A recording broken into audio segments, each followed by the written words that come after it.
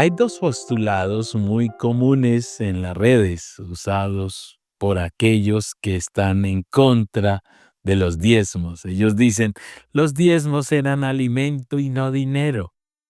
Y la otra, y los diezmos eran parte de la ley, solo para el pueblo de Israel y no para la iglesia.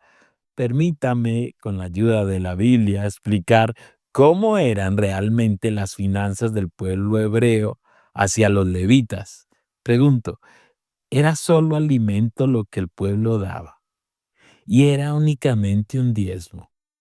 Veremos que ninguna congregación hoy en día practica exactamente las finanzas que la ley exigía para los levitas. Vamos al libro de Levítico, capítulo 27. ¿Sabía usted que el santuario tenía su propia moneda oficial? Sí, era una moneda que pesaba 10 gramos de plata. Observe Levítico 27-25. Y todo lo que valores será conforme al ciclo del santuario. El ciclo tiene 20 eras. O como dice la versión PDT, que lo podemos entender mejor. Todos los precios serán de acuerdo al peso oficial, que es de 10 gramos por moneda. Las monedas de plata eran el dinero de aquella época. Ahora, ¿qué se pagaba con esas monedas de plata? Los israelitas se daban a sí mismos al Señor, y para redimirse de ese voto, es decir, para quedar libres de ese compromiso, debían pagar con el dinero de la época a los levitas. El voto era una promesa hecha a Dios, donde una persona se ofrecía a sí misma o un miembro de su familia en dedicación especial al Señor, normalmente en respuesta a un favor recibido. El mejor ejemplo lo encontramos en Ana cuando pidió un hijo al Señor. Eso está en 1 Samuel 1:11. Ella prometió que si Dios le daba un hijo, lo dedicaría completamente a su servicio. Ahora bien, en Israel los levitas ya estaban dedicados a esa función de servicio. Por eso, la ley establecía alternativas para cumplir con el voto. Y ese es precisamente el tema de todo el capítulo de Levítico 27. Veamos cómo funcionaba. Entre los 20 y 60 años, el hombre pagaba 50 monedas de plata y la mujer 30. No es que el hombre valiera más, no, tenía que trabajar mucho más. Entre los 5 y 20 años, el muchacho pagaba 20 monedas y la muchacha 10. De un mes a 5 años, el niño pagaba 5 monedas y la niña 3. Y si eran mayores de 60 años, el hombre pagaba 15 monedas y la mujer 10. Eso está en Levítico 27 del versículo 3 al 7. Pero el verso 8 aclara algo importante. Si fuere muy pobre para pagar tu estimación, será llevado ante el sacerdote, quien fijará el precio conforme a la posibilidad del que hizo el voto. Es decir, Dios consideraba la capacidad económica de cada persona en el pueblo de Israel. Luego, los versículos 9 al 12 explican que si una persona consagraba un animal, este quedaba de propiedad de los levitas, pero si quería recuperarlo, debía pagar el precio fijado por el sacerdote más un 20% adicional. Permítame recrear esto. Una persona dedicaba su caballo a Dios, entonces para liberar a ese caballo de ese compromiso, entonces llamaba al sacerdote y entonces el sacerdote estimaba ese caballo en 1 millón de pesos, digámoslo así. Entonces tenía, para librar ese caballo, tenía que darle 1 millón de pesos al sacerdote más el 20%. En otras palabras, 1.200.000. Si alguien consagraba su casa, el sacerdote establecía su valor. Si luego deseaba recuperarla, debía pagar esa suma más el 20% adicional y la casa volvía a ser suya. Versículo 15. Si alguien consagraba una parte de su campo, el sacerdote calculaba su precio de acuerdo con la cantidad de semilla que se pudiera sembrar en él. Por cada 220 kilos de semilla se pagaban 50 monedas de plata. Si el campo era consagrado en el año del jubileo, debía pagarse el valor total, y si el propietario deseaba recuperarlo, debía pagar el 20% adicional. Si no lo hacía, el terreno pasaba a ser propiedad del sacerdote. Esto está en los versículos del 16 al 21. Los primogénitos de bueyes y ovejas no podían ser consagrados porque ya pertenecían al Señor y debían ser entregados. Eso está en el versículo 26. Si el primogénito era un animal impuro, como lo dice el Levítico 11, el propietario podía redimirlo pagando el valor estimado por el sacerdote más el 20%. Si no deseaba hacerlo, el sacerdote podía vender el animal a otra persona. Versículo 27. Y finalmente el versículo 28 resume la regla general. Si alguien consagra a Dios personas, animales o tierras y no desea recuperarlos, los levitas se quedaban, escuche, con todo. Pero esos bienes no pueden venderse a otros.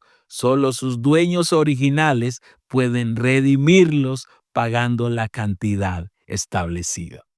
Si esta enseñanza te está edificando, apoya este ministerio de una forma fácil y práctica. Darle me gusta al video ayuda a que YouTube lo comparta. Compartirlo siembra esta verdad en más vidas, y tu testimonio en los comentarios siempre es una bendición. En Levítico 27, desde los versículos 30 al 33, encontramos la instrucción sobre el diezmo que correspondía a los levitas. Es decir, el pueblo debía entregar la 10ª parte de los sembrados, del fruto de los árboles, del ganado y de los rebaños. Y si alguien deseaba quedarse con su diezmo, en lugar de llevarlo al santuario, la ley le permitía pagar su valor, escúcheme, en dinero, pero debía añadir un 20% más sobre el valor establecido. Esto demuestra que sí se usaba dinero, monedas de plata, en las prácticas financieras de la ley. Como eran distancias tan largas, solamente podían ir una vez al año, no cada 8 días o cada 15, una vez al año. Pero si la persona no quería llevar esa carga de grano o el ganado, tenía esa opción de llevar las monedas de plata. Pero cuando llevaba dinero, tenía que hacer la estimación del diezmo, un ejemplo, 1.000.000 de pesos, pero si lo llevaba en monedas de plata, tenía que pagar un recargo del 20%. Estamos hablando de 1.200.000. Ahora pasemos a Números capítulo 18. Aquí encontramos una descripción más amplia de lo que recibían los levitas. En el verso 9 dice que las ofrendas de grano, las ofrendas por el pecado y las ofrendas por la culpa eran para los levitas. En el verso 11 se aclara que todas las ofrendas que se ofrecían a Dios, incluso las ofrendas mecidas delante del altar, también pertenecían a los levitas. En el versículo 12 añade que los primeros frutos de toda la cosecha, lo mejor del aceite, del grano y de los demás productos eran para los levitas. En resumen, todo lo que era consagrado al Señor pasaba a ser propiedad de los levitas. Así lo confirma Números 18:14. Todo lo consagrado por voto en Israel será tuyo. Y en el versículo 15, todo lo que abre matriz de toda carne que ofrecerán a Jehová, así de hombres como de animales, será tuyo. Pero harás que se redima el primogénito del hombre, también harás redimir el primogénito del animal inmundo. En otras palabras, cada hijo primogénito pertenecía al Señor y debía ser redimido pagándole a los levitas con monedas de plata. Los levitas no se quedaban con todas esas personas, sino que recibían la redención o la libertad de ese voto o de este principio o de esta ley en dinero. Además, los primogénitos de las vacas, ovejas y cabras, junto con la carne de los sacrificios y toda ofrenda encendida de olor grato a Jehová, también era para los levitas. Eso está en los versículos 17 y 18. Y el versículo 19, todas las ofrendas elevadas para Dios serán tuyas. Y finalmente en el verso 21, y he dado a los hijos de Leví todos los diezmos en Israel. Esto muestra que el primer diezmo era exclusivo solo para los levitas. Ahora veamos el segundo diezmo mencionado en Deuteronomio 14, 22 al 26. Este diezmo era diferente. Se utilizaba para las festividades y convocaciones nacionales de adoración en el santuario. Era otro diezmo totalmente diferente. El texto explica que el pueblo debía llevar su diezmo al lugar que Dios había escogido para comerlo y gozarse delante del Señor con su familia. Y si alguien vivía muy lejos, podía vender su diezmo, llevar el dinero y al llegar al santuario comprar lo que deseara para celebrar y alegrarse delante de Dios. Cuando usted lea Deuteronomio 12, 17 al 19, porque esto lo citan mucho los antidiezmistas, notará que aquí no se habla del primer diezmo del Levítico 27 o Números 18, no, es el segundo diezmo, el diezmo festivo, usado para la adoración y la celebración ante el Señor. Son dos diezmos totalmente diferentes, señores. Y ahora, el tercer diezmo, mencionado también en Deuteronomio 14 del 28 y 29. Este diezmo se recogía cada 3 años y tenía un propósito social. Era para los levitas que vivían fuera del santuario y también para los extranjeros, los huérfanos y las viudas. El texto dice, al fin de cada 3 años sacarás todo el diezmo de tus frutos de aquel año y lo guardarás en tus aldeas y vendrán el levita, el extranjero, el huérfano y la viuda y comerán y se saciarán. Esto significa que el pueblo hebreo practicaba tres, tres tipos de diezmos. El primero, el diezmo levítico, es el que está en Números 18, para el sostenimiento exclusivo de los levitas. El segundo diezmo, el festivo. Eso está en Deuteronomio 14 para las celebraciones y fiestas nacionales.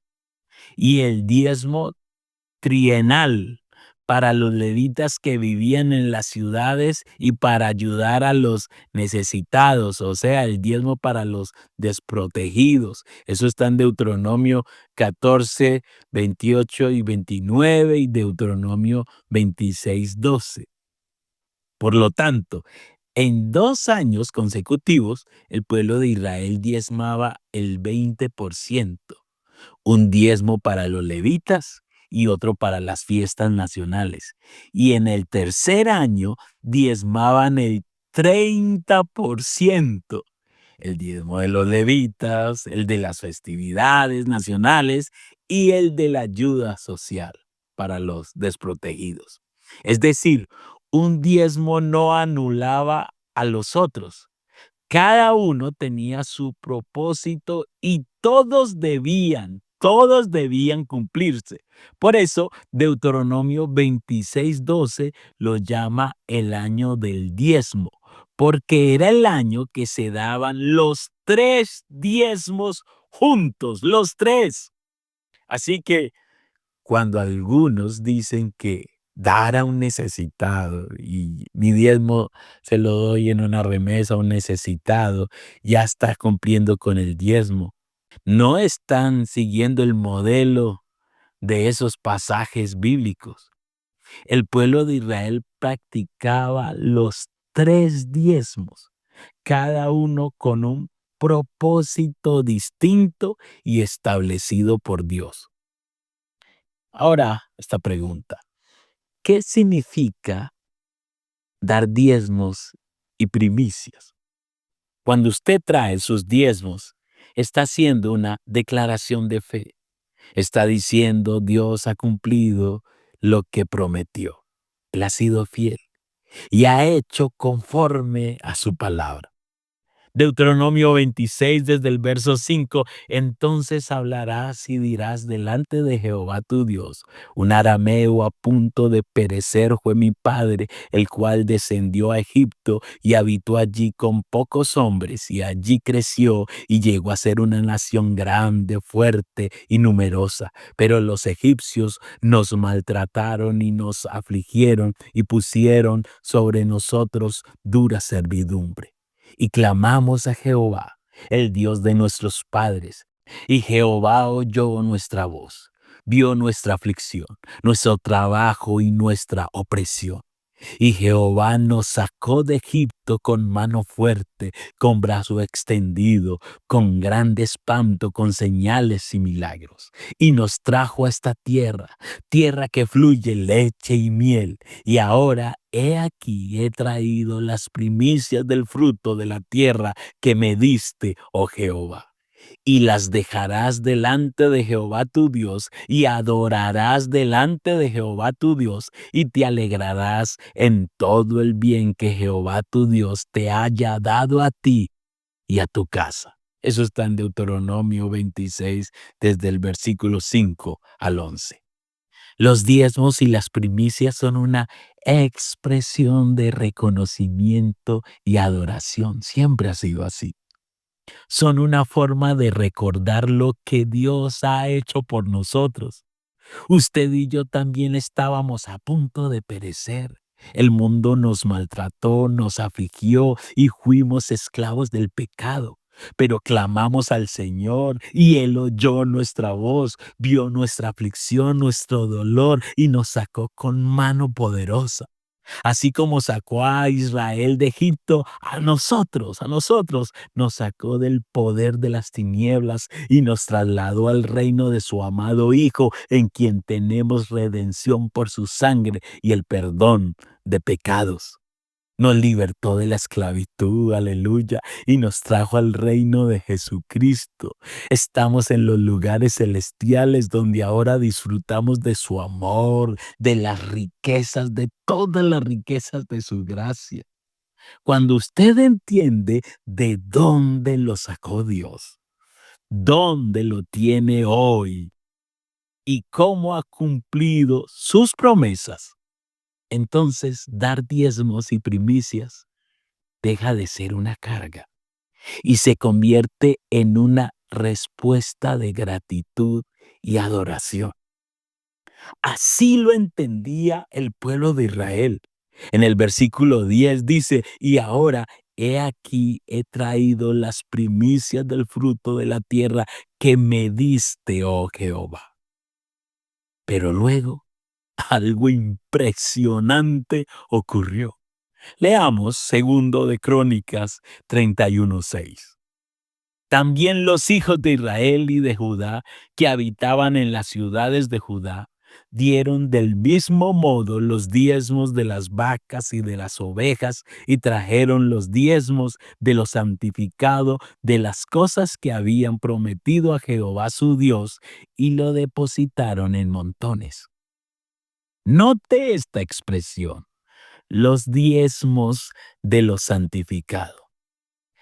Eso hace referencia a lo consagrado que se mencionó en Levítico 27, personas, propiedades o animales que alguien dedicaba a Dios y que pasaban a pertenecer a los levitas. Si el dueño quería recuperarlos, debía pagar el valor fijado por el sacerdote más un 20% adicional. Y aún de eso, dice Crónicas, señores, Padre Celestial, pagaban diezmo. Imagínense, si alguien dedicaba su casa al Señor y luego deseaba recuperarla, debía pagar su valor, el recargo del 20% y además el diezmo correspondiente. Se lo explico. Si consagraba su casa y el sacerdote estimaba el valor de esa casa en 100 millones, y él quería redimir esa casa, volverla a recuperar, entonces tenía que pagar el 20%. Estamos hablando de 120 millones. Pero ellos dijeron, no, no, nosotros también queremos dar el diezmo de ese voto que eran los 100 millones. Entonces por todo daban 130 millones. Así funcionaba todo el sistema financiero y económico de la ley.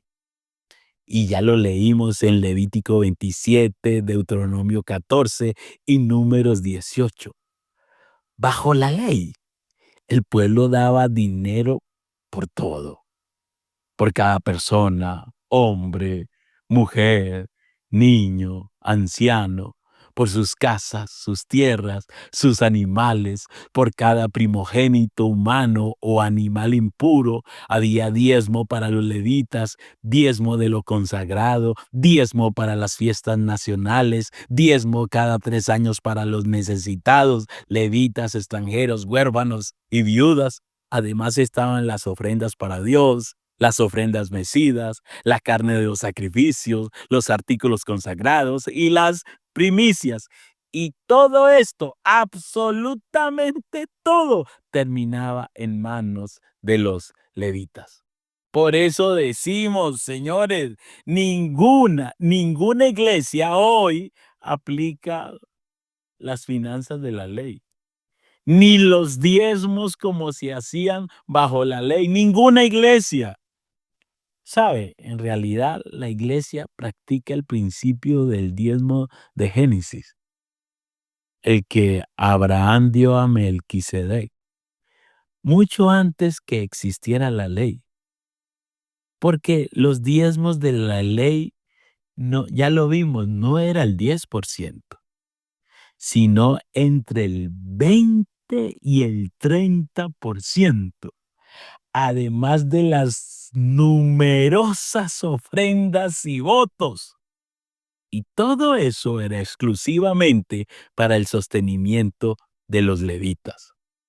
Así que, cuando alguien dice, los diezmos eran solo para los que estaban bajo la ley, y el diezmo era solo para Israel, y no para la iglesia, ¿cuántas veces has escuchado esos argumentos?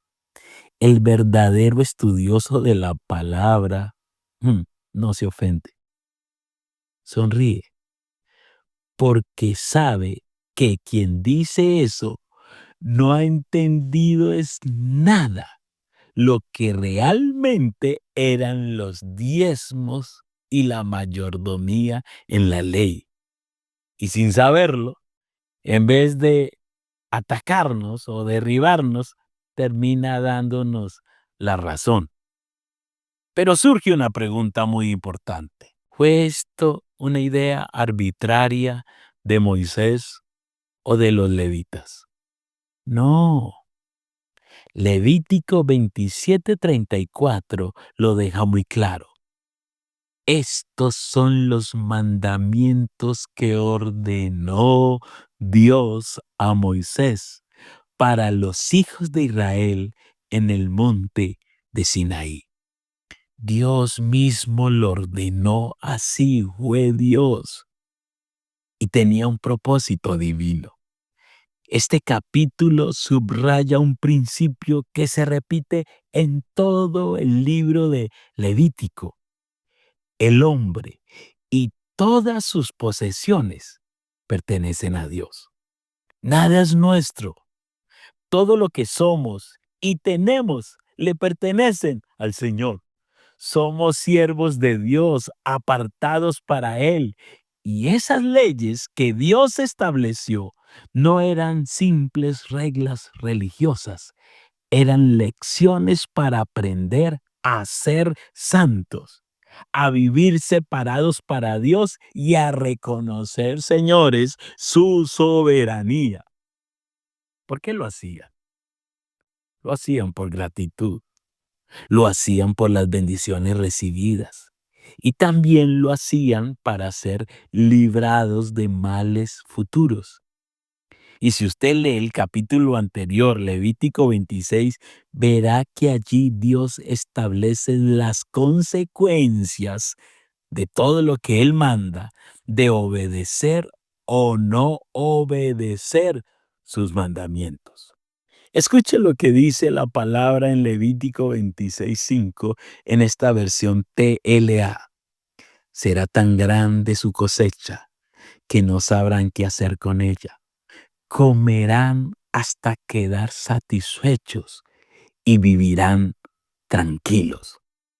Ojalá subrayara esto, vivirán tranquilos. Desde el versículo 4 hasta el versículo 13, Dios promete abundancia, paz. Y esta parte de las bendiciones de Dios, paz, esta sí que me llama la atención, porque normalmente los antidiezmistas lo que menos tienen en su interior es paz.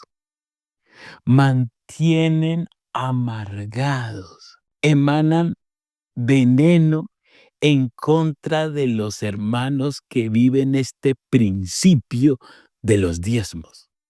Nótelo, eso es algo impresionante. Y los que diezman, si algo ellos gozan, es de paz. Y yo quiero contar este testimonio. Una hermana que tristemente no tenía este principio de dar los diezmos, una vez se accidentó y ella en el hospital no tenía paz. En su cama ella era preocupada, ella misma me contó, preocupada y le dolía en el alma que podría haberse muerto o se podía morir y que ella no vivía y obedecía este principio de los diezmos. Por eso les digo a los que obedecen a Dios en este principio, una de las más grandes bendiciones es que usted tiene paz interior. Vive tranquilo obedeciendo a Dios. Y claro, lo que les decía, Dios promete abundancia, paz, victoria sobre los enemigos, crecimiento, multiplicación. Pero entre todas esas bendiciones, la más importante es que la presencia de Dios estaría en medio del pueblo de Israel. Eso es la más grande bendición.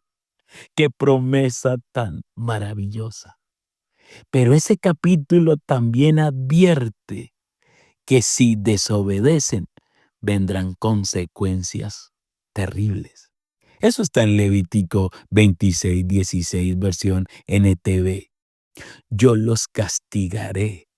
Traeré sobre ustedes terrores repentinos, enfermedades debilitantes y altas fiebres que harán que sus ojos fallen y que su vida se consuma poco a poco.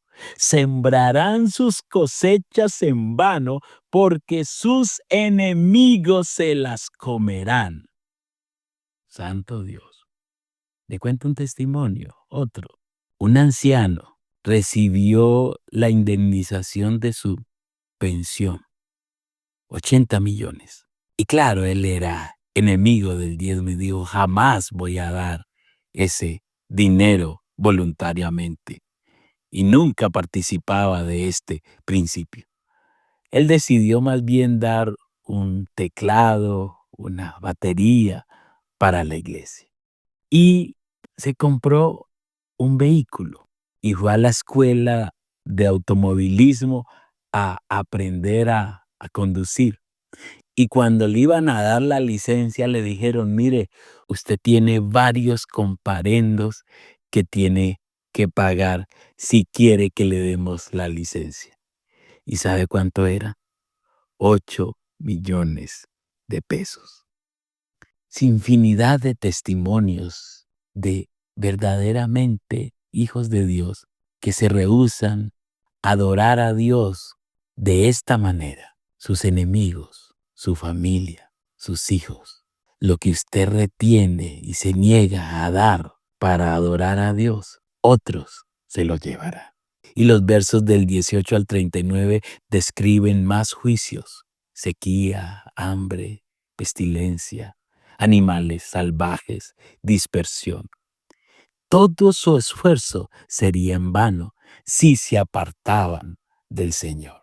Esto es para Israel, pero deberíamos nosotros preguntarnos, ¿qué tiene que hacer Dios para que aprendamos a adorarlo de esta manera? Pero si obedecían, las bendiciones serían tan grandes que el pueblo de Israel jamás dejaría de ser bendecido. Al contrario, Dios prometió prosperarlos tanto que ellos prestarían a muchas naciones y no pedirían prestado. Señores, para poder prestar a las naciones del mundo se necesita tener un poder económico inmenso. Por eso podríamos decir que el primer banco mundial fue Israel. Y si miramos la historia, ¿quiénes fueron los primeros en prestar dinero en la Edad Media? Los judíos. El antisemitismo europeo comenzó precisamente por eso. Los europeos tenían que pedir dinero prestado a los judíos porque ellos eran los poseedores de las grandes riquezas en esa época. Eran extranjeros, sí, pero bendecidos por la mano de Dios. Sabemos que esta promesa es para Israel, sí, todos los estudiosos sabemos que es para Israel, pero podemos observar que cuando Dios promete bendecir, cumple su palabra. Eso sí lo podemos tomar como referencia. Deuteronomio 28:3 dice, bendito serás tú en la ciudad y bendito tú en el campo. No importa dónde estés, Dios te bendecirá en todo lugar.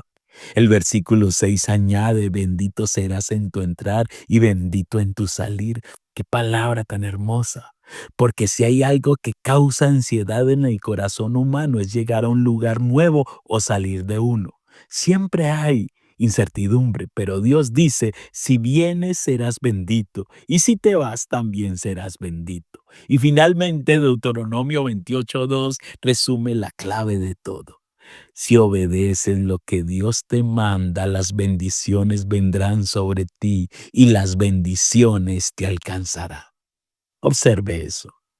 Las bendiciones vendrán sobre ti y te alcanzarán. Mire, el simple hecho de obedecer a Dios ya es en sí mismo la mayor recompensa. Eso es mucha bendición, obedecer a nuestro Dios. Pero en su infinita gracia, Él promete algo aún más. Nuestra obediencia desata una bendición activa que se mueve en 2 dimensiones. Mire, vendrán sobre ti. La palabra implica sobre, encima de, hacia. Es una imagen de las bendiciones descendiendo desde lo alto, cubriendo al que obedece como una lluvia que cae directamente del cielo. Te alcanzarán. Significa perseguir hasta atrapar. Aquí se revela la escena más asombrosa. Las bendiciones de Dios no esperan, te persiguen. Donde quiera que vayas, ellas corren detrás de ti. Lo voy a reiterar. Donde quiera que vayas, ellas correrán detrás de ti, decididas a encontrarte. Es la fidelidad divina en movimiento, el amor del Padre corriendo tras su Hijo obediente para colmarlo de bien. Así, el orden se invierte. Ya no es el hombre quien corre tras las bendiciones, sino la bendición la que corre tras el hombre obediente. Sus bendiciones no llegan por casualidad o suerte. Te buscan, te persiguen y te alcanzan. Santo Dios, qué promesas tan hermosas. Pero tristemente, hermanos, el hombre prefiere desobedecer. Y eso es exactamente lo que ocurrió en Malaquías capítulo 3, versículo 7. Dios le dice a su pueblo: desde los días de vuestros padres os habéis apartado de mis leyes y no las guardasteis. Y el pueblo en su soberbia le responde a Dios: ¿en qué tenemos que arrepentirnos? Qué pregunta tan atrevida. Dios perfectamente pudo haberlos confrontado con Deuteronomio 6:5. Y amarás a Jehová tu Dios con todo tu corazón, con toda tu alma y con todas tus fuerzas. Dios sabía que ese pueblo ya no lo amaba, pero como eran necios, tercos y orgullosos, nunca lo hubieran reconocido. Porque a los ojos del hombre, el amor es intangible, no se puede medir, no se puede demostrar fácilmente. Por eso Dios en su sabiduría los confronta con una acción tangible, una evidencia visible que no podían negar: los diezmos y las ofrendas. La desobediencia en los diezmos era la prueba irrefutable de que el pueblo se había apartado de Dios, de que le habían dado la espalda. Todos podemos decir: yo amo a Dios. Pero eso no significa nada si no hay hechos que lo respalden. Por eso Dios, en su sabiduría, decidió poner a prueba el amor de su pueblo en algo visible, medible y comprobable. Entre todos los mandatos, le dio una orden concreta en el versículo 10: tráiganme los diezmos. Claro, porque mientras el amor es invisible, la obediencia sí se ve. Mientras los sentimientos se pueden fingir, no hacerlo revela la verdad del corazón.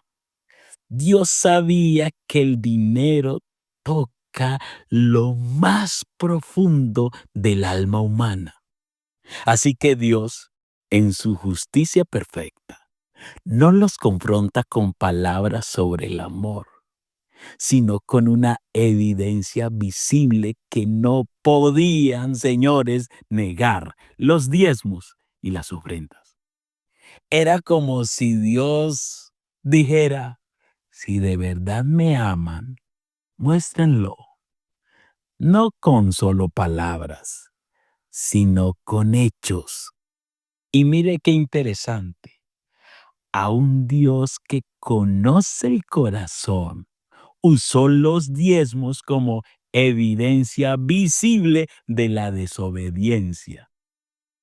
¿Se ha notado que las personas que no diezman suelen ser soberbias y tercas?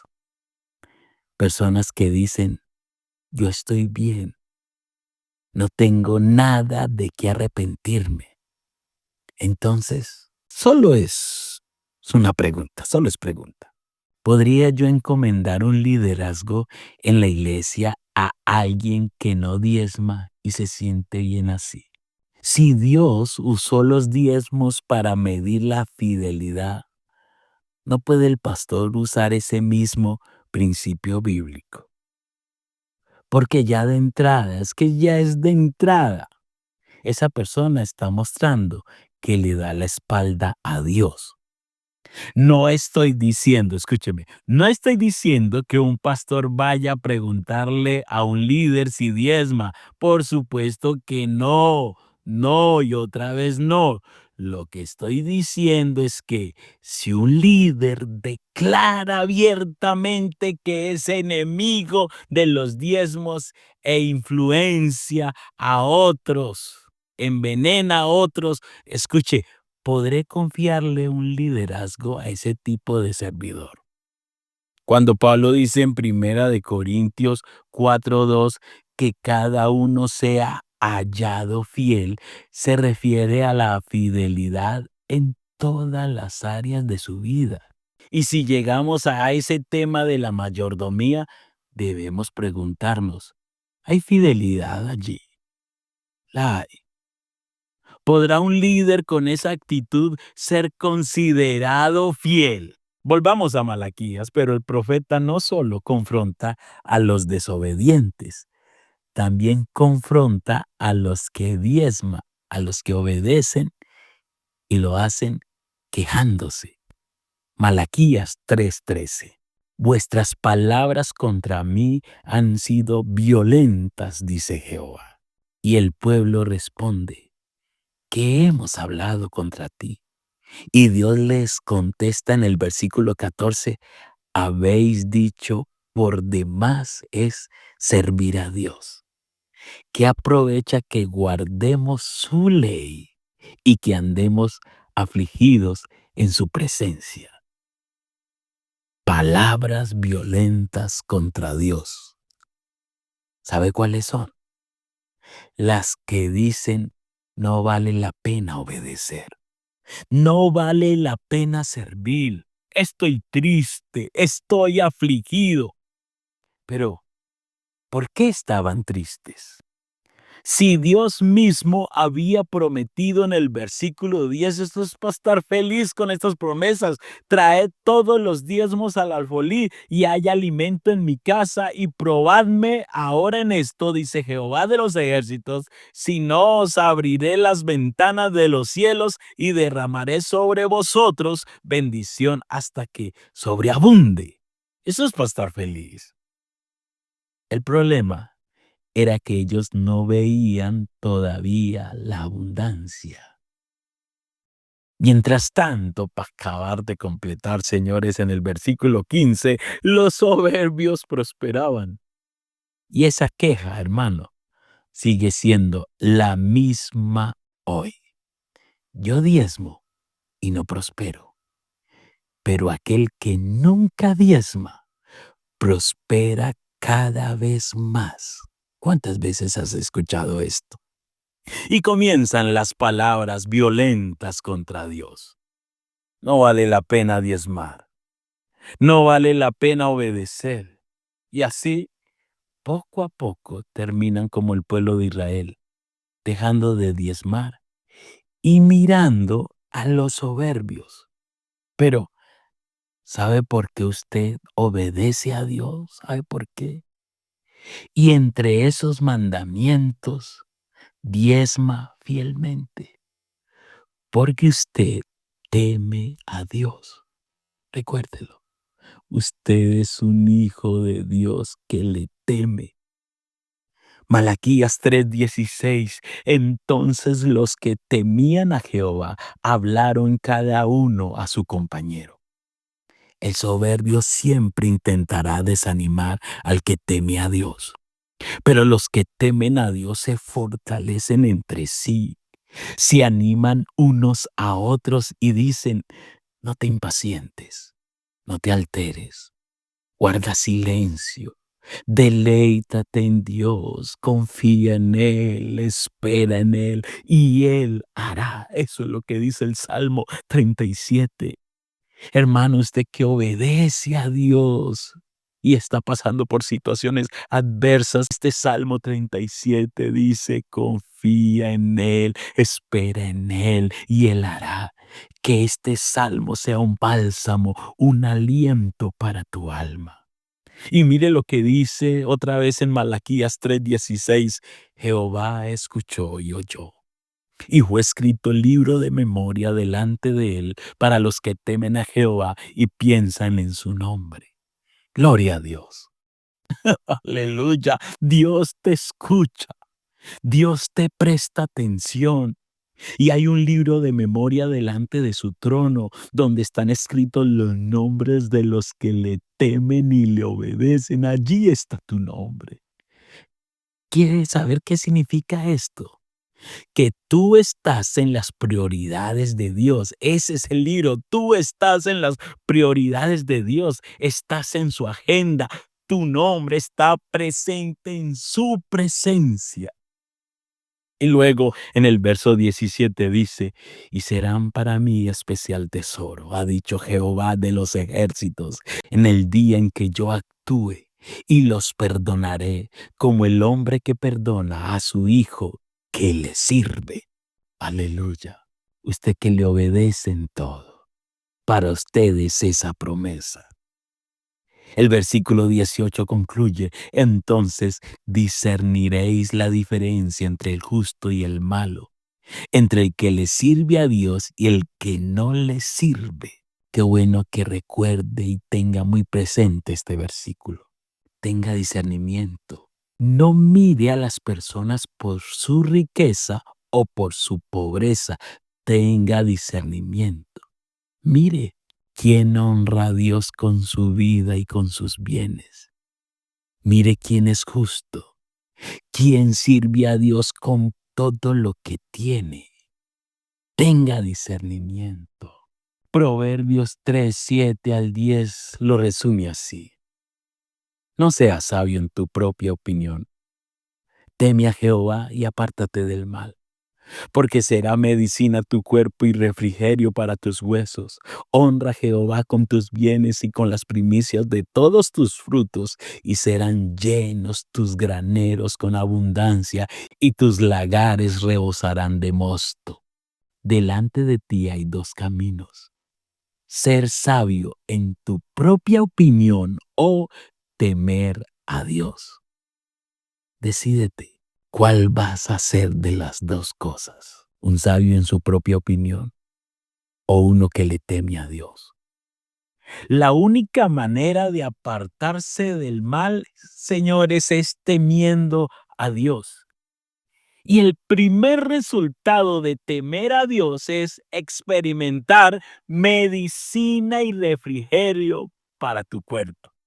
En otras palabras, es que esto es una bendición, señores, cuando se le teme a Dios. Cuando alguien va guiado por su propia sabiduría, ya les dije, vive amargado, atormentado.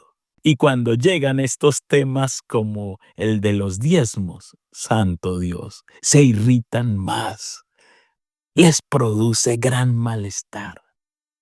Pero quienes temen a Dios, este mismo tema, señores, les produce paz, sosiego, satisfacción y calma. Porque es que eso es lo hermoso de temerle a Dios. La primera bendición es que tienen una paz interna, gozo, tranquilidad. Sí, cuando le temes a Dios, experimentas la paz que sobrepasa todo entendimiento. Y claro, esto se va a manifestar en un acto externo. Honra a Dios con tus bienes y con las primicias. Claro, cuando usted teme a Dios, tienes armonía, esa paz interna. Y cuando honras a Dios con tus bienes, entonces se cumplirá esta promesa. Serán llenos tus graneros con abundancia. Esta abundancia no es solo material. Recuérdalo, también es de paz, fidelidad y de favor divino. Dios te bendecirá de muchas maneras, incluyendo también en lo material, sí. Iglesia, los diezmos no son un asunto de dinero, son un asunto de corazón. Trae tus diezmos y tus ofrendas con gozo, no para cumplir una ley, sino para mostrar tu gratitud y tu fe, porque el Dios que prometió abrir las ventanas de los cielos no ha cambiado. Él sigue siendo fiel.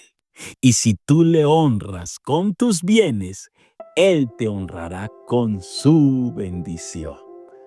Amén.